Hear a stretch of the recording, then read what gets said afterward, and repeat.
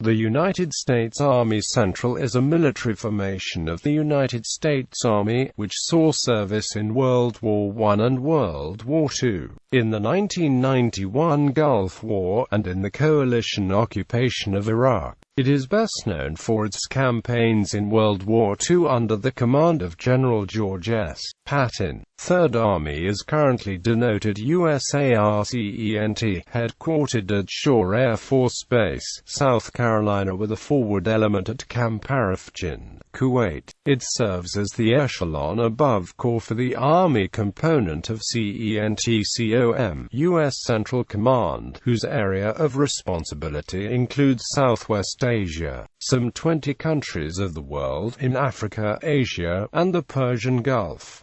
Activation in World War I. The 3rd United States Army was first activated as a formation during the First World War on 7 November 1918, at Chaumont, France, when the General Headquarters of the American Expeditionary Forces issued General Order 198 organizing the Third Army and announcing its headquarters staff. On the 15th, Major General Joseph D. Dickman assumed command and issued Third Army General Order No. 1. The Third Army consisted of 3 corps and 7 divisions.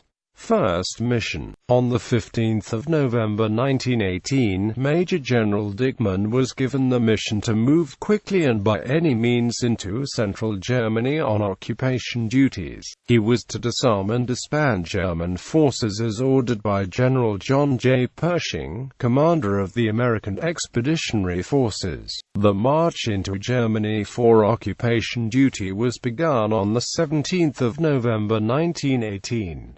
By the 15th of December, the Third Army headquarters at Mayen opened at Koblenz. 2 days later, on the 17th of December 1918, the Koblenz bridgehead, consisting of a pontoon bridge and 3 railroad bridges across the Rhine, had been established. Third Army troops had encountered no hostile act of any sort. In the occupied area, both food and coal supplies were sufficient. The crossing of the Rhine by the frontline divisions was effected in good time and without confusion. Troops, upon crossing the Rhine and reaching their assigned areas, were billeted preparatory to occupying selected positions for defense. The strength of the Third Army as of the 19th of December, the date the bridgehead occupation was completed, was 9,638 officers and 221,070 enlisted men. Third Army advance on the 12th of December. Field Order No. 11 issued, directed the Third Army to occupy the northern sector of the Koblenz bridgehead, with the advance elements to cross the Rhine River at 7 o'clock, the 13th of December.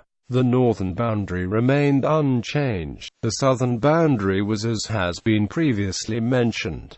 Before the advance, the 1st Division passed to the command of the 3rd Corps, with 3 divisions, the 1st 2D and 32D. The 3rd Corps occupied the American sector of the Koblenz bridgehead. The movement of the troops into position beginning at the scheduled hour, the 13th of December. The 4 bridges available for crossing the river within the Koblenz bridgehead were the pontoon bridge and railroad bridge at Koblenz. The railroad bridges at Engers and Remagen.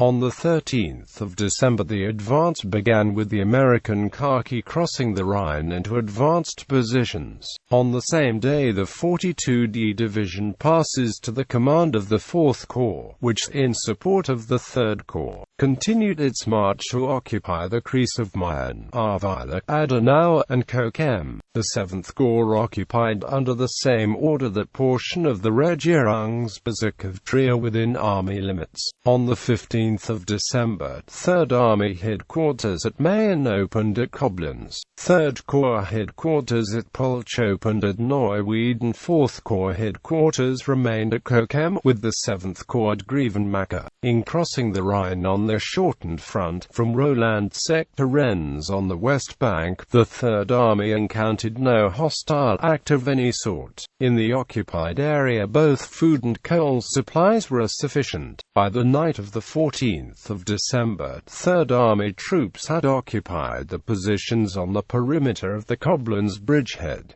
Army of Occupation. During January 1919, the Third Army was engaged in training and preparing the troops under its command for any contingency. A letter of instruction was circulated to lower commanders prescribing a plan of action in case hostilities were resumed. Installations were set up throughout the Army area to facilitate command. In February, military schools were opened through the Third Army area. A quartermaster depot was organized. 2,000 officers and enlisted men left to take courses. In British and French universities, better leave facilities were created, and plans for sending American divisions to the United States were made. On the 4th of February, the military control of the Stadtkreis of Trier was transferred from GHQ to the Third Army. In March, routine duties of occupation and training were carried on. An Army horse show was held. Army, Corps, and divisional educational centers were established in the Third Army zone. The Koblenz port commander took over the duties of the Koblenz regulating officer, and the 42D Division was released from 4th Corps and was placed in Army Reserve. In April, the exodus of American divisions from Third Army to the United States began. During the month, motor transport parks were established. An Army motor show was held. The Army area was reorganized, and the centralization of military property was initiated in anticipation of returning it to the United States.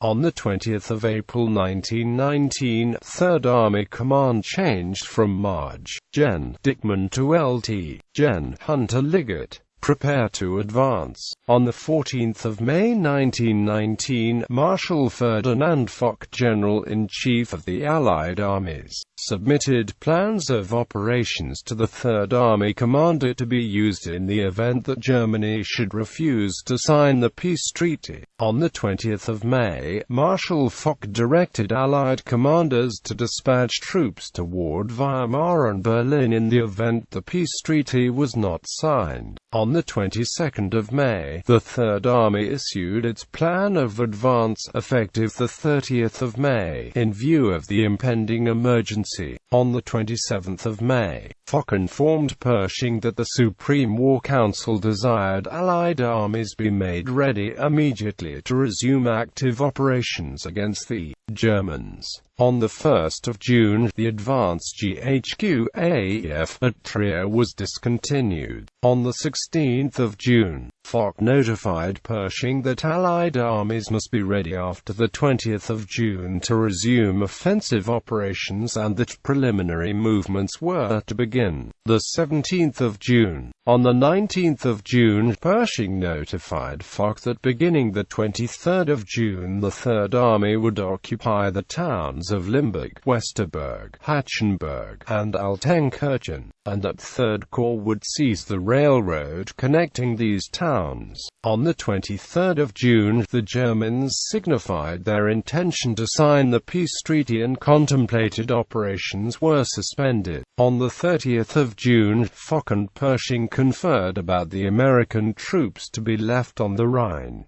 A separate peace. On the 1st of July, General Pershing notified the War Department that upon Germany's compliance with military conditions imposed upon her, the American forces in Europe would be reduced to a single regiment of infantry supplemented by necessary auxiliaries. Accordingly, the Third Army was disbanded on the 2nd of July 1919. Its headquarters and all personnel and units under it were thereafter designated American forces in Germany. This force would remain in Germany for over 3 years. This was due, at least in part, to the fact that the United States, having rejected the Treaty of Versailles, was therefore still de jure at war with Germany. This situation remained unresolved until the summer of 1921 when a separate peace treaty was signed.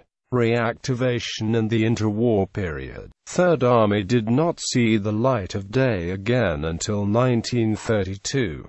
On the 9th of August of that year, in a reorganization of field forces in the United States, 4 field armies, 3rd Army amongst them, were activated to control the formations of the U.S. Army stationed on home soil, until the build-up of American forces prior to its entry into World War II. 3rd Army remained largely a paper formation. It held training exercises periodically, but these were almost never adequate. World War II mobilizations saw the 3rd Army take on the role of training some of the huge numbers of recruits that the draft was bringing into the United States Armed Forces. Lieutenant General Walter Kruger, later to gain fame for his command of 6th Army during operations in the Pacific, commanded 3rd Army from May 1941 until February 1943.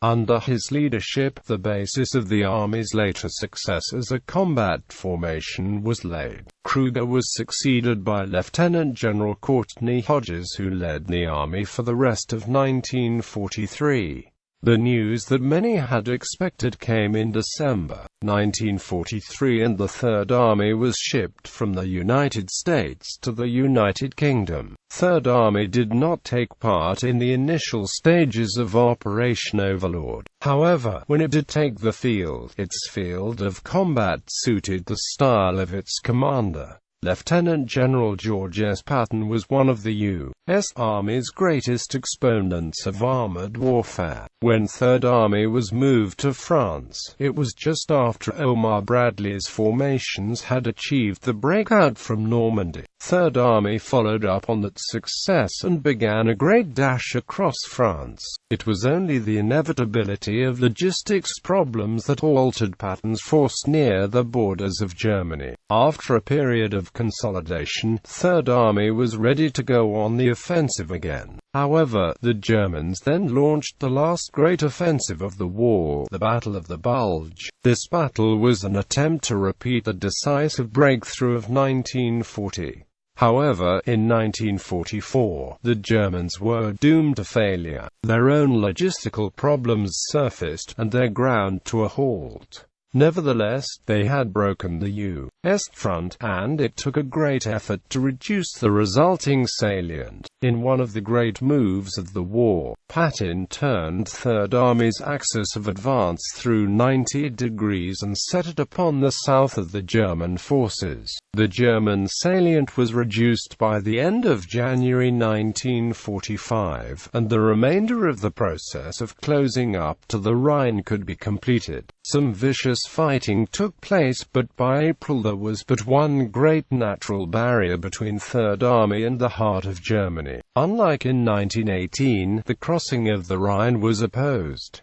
However, the bridgehead was won, and 3rd Army embarked on another great eastward dash. It reached Austria and in May liberated the Mauthausen-Gusen concentration camps complex. Its forces ended up in Czechoslovakia, the furthest east of any American units. 3rd Army after-action reports state that the 3rd Army captured 765,483 prisoners of war, with an additional 515,205 of the enemy already held in corps and divisional level POW cages processed between the 9th of May and the 13th of May 1945, for a total of 1,280,688 POWs, and that, additionally, 3rd Army forces killed 144,500 enemy soldiers and wounded 386,200, for a total of 1,811,388 in enemy losses. Fuller's review of 3rd Army records differs only in the number of enemy killed and wounded, stating that between the 1st of August 1944 and the 9th of May 1945, 47,500 of the enemy were killed, 115,700 wounded, and 1,280,688 captured. Fuller's combined total of enemy losses is 1,443,888 enemy killed, wounded, or captured by the Third Army. The Third Army suffered 16,596 killed, 96,241 wounded, and 26,809 missing in action, for a total of 139,646 casualties. German occupation. Occupation beckoned again, and Third Army took up the challenge of starting to rebuild post-war Germany. In the immediate post-war period, Army G2 briefly hosted the Fedden mission. Third Army remained in Germany until recalled to the United States again in 1947. When back in the United States, its duties were much the same as those of the 1930s, acting as a command and training force for units in the United States. The Korean War saw a repeat of the earlier World War II training duties. The Third Army remained responsible for this aspect of U.S. Armed Forces operations until 1974, when a new major headquarters, that of Forces Command, or FORSCOM, was activated to replace Third Army. Third Army was thus inactivated, and it remained so for the best part of a decade. USARCENT. On 3 December 1982, a special ceremony was held at Fort McPherson to mark the return to active Army status of Headquarters, 3rd U.S. Army under the command of Lieutenant General M. Collier Ross. Guests at the event included former Third Army commanders, General Herbert B. Powell and Lieutenant General Lewis W. Truman. The new headquarters was established at Fort McPherson, and its new mission was to serve as the Army component in a unified command. The United States Central Command, which has responsibility over a vast overseas area covering parts of Africa, Asia, and the Persian Gulf. For its part, Third Army could draw upon a reservoir of Army units, and became responsible for planning, exercising, and rapidly deploying these units in crisis situations. Operation Desert Shield and Operation Desert Storm. It was not until 1990 that Third Army returned to combat. Saddam Hussein invaded Kuwait in August 1990, and American forces were immediately dispatched to Saudi Arabia to protect that kingdom. Since Saudi Arabia came within the CENTCOM area, Third Army was sent to command the Army units in theater. At first, 18th Corps made up the forces assigned to Third Army, enough men to ensure that the Iraqis could not invade Saudi Arabia. However, in November 1990, massive reinforcements were announced in the form of 7th Corps from Germany. This deployment marked the largest use of armored formations by the U.S. since World War II, and thus it was fitting that Patton's old command, Third Army, should have control of the battle. By the opening of hostilities, 18th Corps had 3 American and 1 French division, and 7th Corps 4 American and 1 British division under command, thus giving Third Army a total of 9 divisions, plus the armored cavalry regiments attached to both corps. Third Army was the main striking force in Operation Desert Storm. Its units were on the left flank of the attacking force and swept into southern Iraq. They then turned east and engaged the Iraqi Republican Guard in fierce combat. Much of that force was destroyed. In terms of its immediate aims, the Persian Gulf War was a stunning success. The Iraqis were ejected from Kuwait and the forces were thoroughly mauled. During the crisis, the 22nd Support Command served as the primary logistics and combat service support organization for ARCENT during the Operation Desert Shield, Operation Desert Storm and Operation Desert Farewell portions of the operation. The command was activated as the ARCENT-SUPCOM on the 19th of August 1990, but had been in operation since the 10th of August 1990. The ARCENT-SUPCOM was redesignated the 22nd Support Command on 16 December 1990.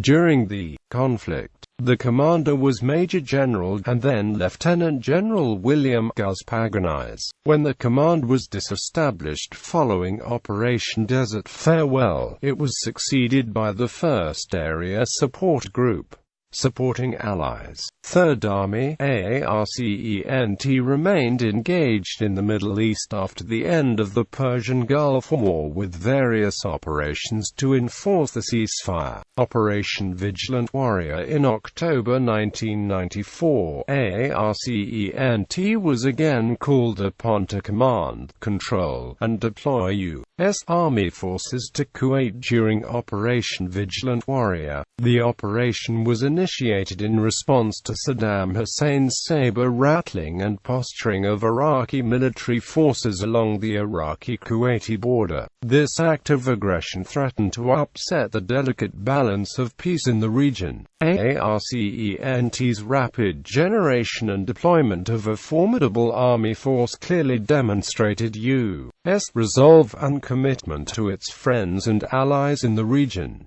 Operation Vigilant Sentinel. Less than 1 year later, Saddam Hussein would again deploy Iraqi forces close to its border with Kuwait. In August, Third Army, ARCENT provided command and control for a rapid deployment of a heavy brigade task force. Once more Iraqi threats were met while ARCENT simultaneously conducted a major training exercise in Egypt, Bright Star 95, involving military forces from 6 other nations. This contingency operation validated critical procedures for deployment, particularly the offloading of equipment from floating prepositioning ships and its distribution to arriving soldiers. The deployment of a fly-away package of key contingency staff also validated procedures for a rapidly deployed command and control group able to conduct combat operations immediately upon arrival. The operation was described by Third Army as having convinced Hussein to withdraw his forces from the Kuwaiti border.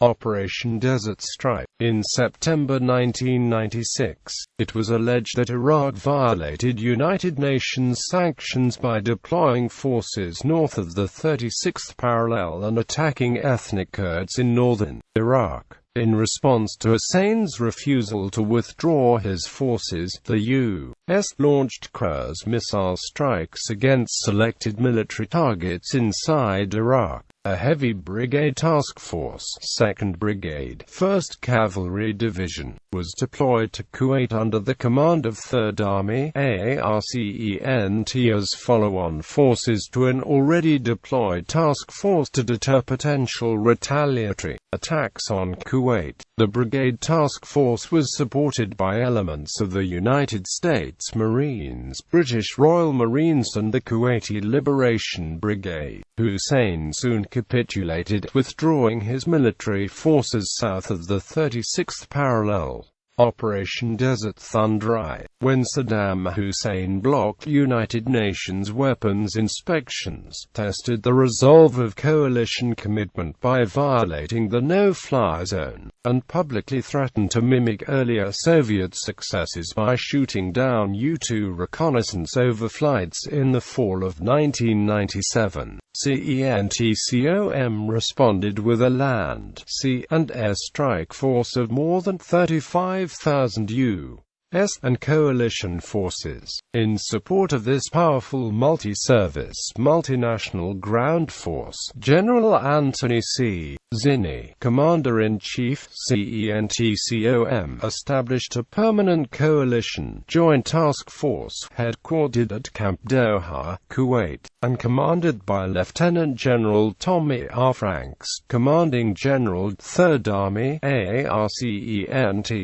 In addition to the U.S. and coalition forces already in Kuwait, a brigade task force from 3D Infantry Division, Fort Stewart, Georgia, rapidly deployed to Kuwait. Departing from Hunter Army Airfield, the brigade task force deployed 4,000 personnel and 2,900 short tons of equipment on 120 aircraft. Within 15 hours of landing at Kuwait City International Airport, the unit had drawn prepositioned equipment and was in battle positions in the desert. On the 28th of February, Combined Joint Task Force Kuwait was prepared to defend Kuwait with a ground force strength of more than 9,000 personnel. Argentina, Australia, Canada, Czech Republic, Hungary, New Zealand, Poland, Romania, the United Kingdom, and Kuwait rounded out the CJTF by providing liaison teams, aircraft support, special operations elements, chemical, biological defense,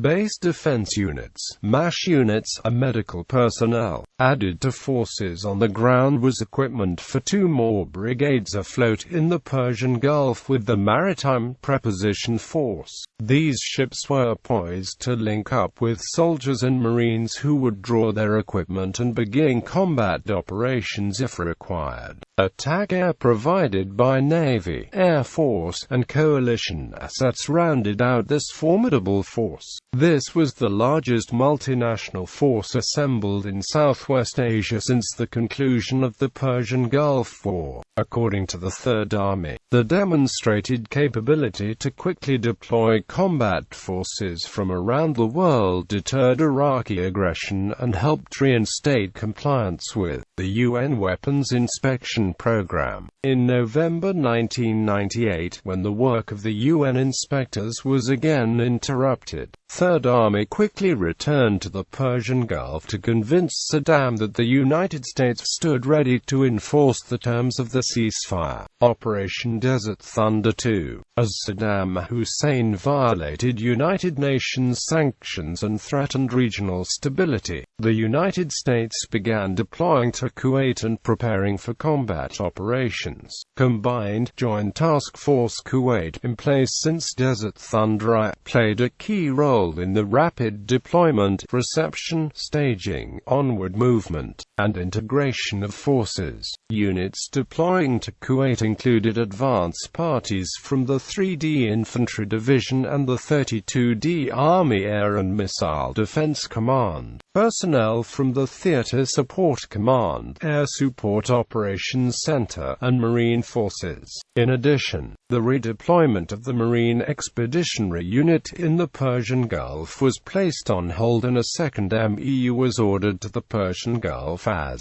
reinforcement. While forces were deploying to the Persian Gulf region, United Nations Secretary-General Kofi Annan flew to Baghdad to meet with Saddam Hussein. Following negotiations, Saddam Hussein agreed to allow uninterrupted resumption of United Nations weapons inspections. In mid-November, as the crisis diffused, there were 2,300 personnel deployed to Kuwait in support of CJTF Kuwait. Operation Desert Fox. When Iraqi aircraft began challenging the established no-fly zones, and Iraqi air defense systems fired on Allied aircraft in December 1998, US and UK forces responded with a massive display of firepower. Allied Air Force and Navy aircraft and cruise missiles engaged command and control, communications, and selected Republican Guards targets on the morning of the 16th of December. These concentrated attacks against Iraqi targets continued until the early morning of the 19th of December. During the campaign, Third Army again deployed forces to defend Kuwait and to reassure allies in the Persian Gulf region. By late December, CJTF Kuwait consisted of approximately 6,000 personnel, including the 31st Marine Expeditionary Unit. Operation Iraqi Freedom. After several months of diplomatic maneuver, and despite widespread protests against the war in democratic countries, Third Army was deployed to attack Iraq again in early 2003. The forces it had under its command for Operation Iraqi Freedom were much smaller in numbers than those it had commanded 12 years before. It had 5th Corps as its main striking force, with only 2 complete divisions and an airborne brigade under the command. There was also 1st Marine Expeditionary Force, controlling a further 2 divisions and a brigade. However, numbers were made up for by the advances in technology, which rendered this a powerful force. It took 6 weeks to complete the conquest of Iraq, with 3rd Infantry Division, the heavy mech armor component of 18th Airborne Corps, moving faster than even Patton had managed during his great dash across France. The aftermath of the campaign saw 3rd Army headquartered in Baghdad, directing its third, albeit least successful, occupation within 100 years.